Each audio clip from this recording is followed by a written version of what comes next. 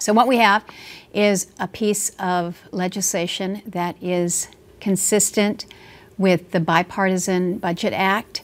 It allocates the money that's needed to fund the priorities that we've laid out in bills like the National Defense Authorization Act.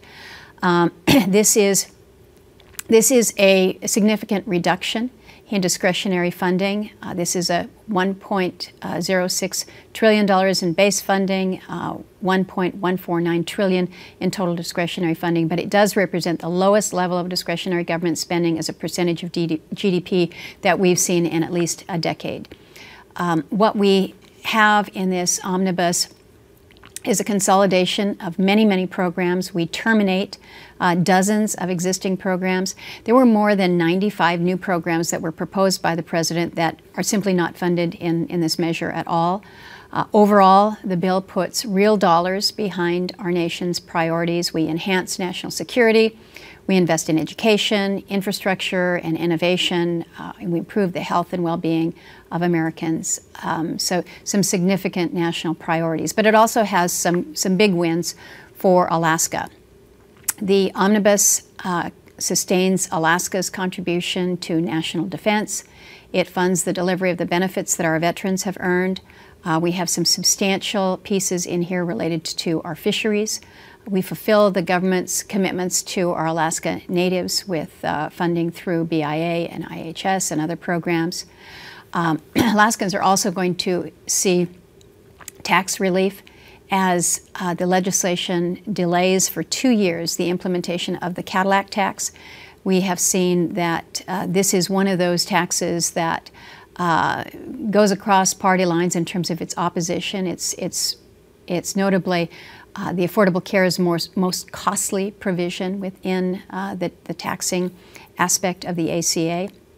Another provision that's very, very important for our small businesses is a provision that permanently provides for small business expensing. With regards to the EPA budget, it's notable that that budget is kept flat. We have reduced staffing levels to 1989 levels, so just trying to keep a lid on spending there. I wanted to just really quickly go through some of the Alaska-specific highlights, and then we'll go to questions from you all.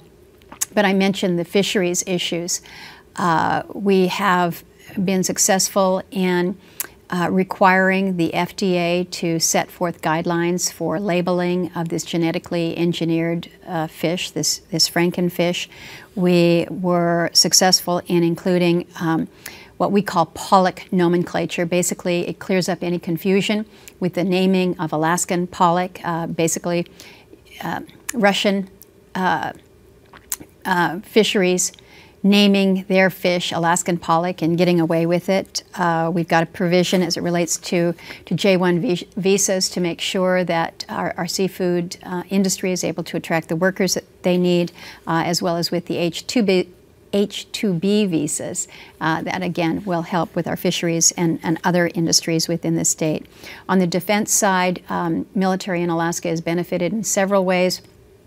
Ongoing commitment to missile defense and what we're doing with the ground-based interceptors at Fort Greely, the full support for the long-range discrimination radar at Clear Air Force Station.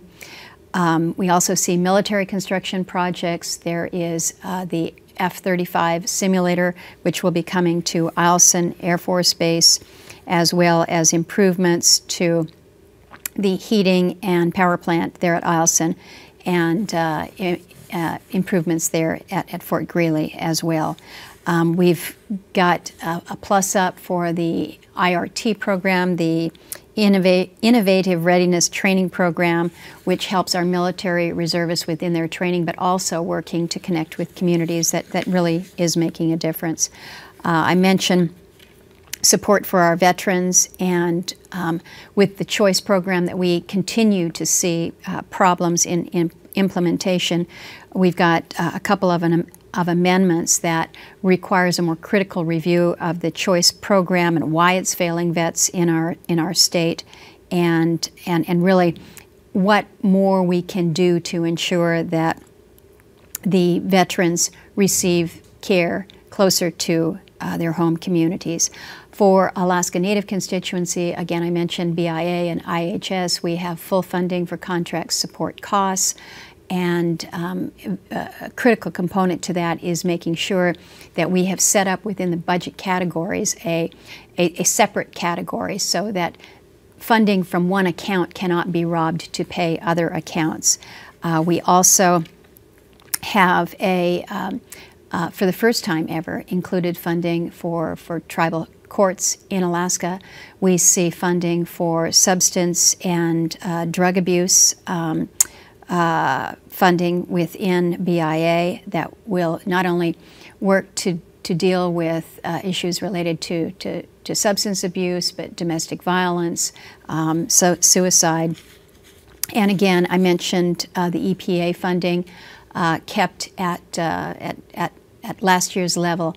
From Alaska's perspective, I think it's important to note that the backhaul program that we've been working to build through EPA that helps us remove solid waste and garbage from communities in rural Alaska, we have that IGAP funding that is moving forward.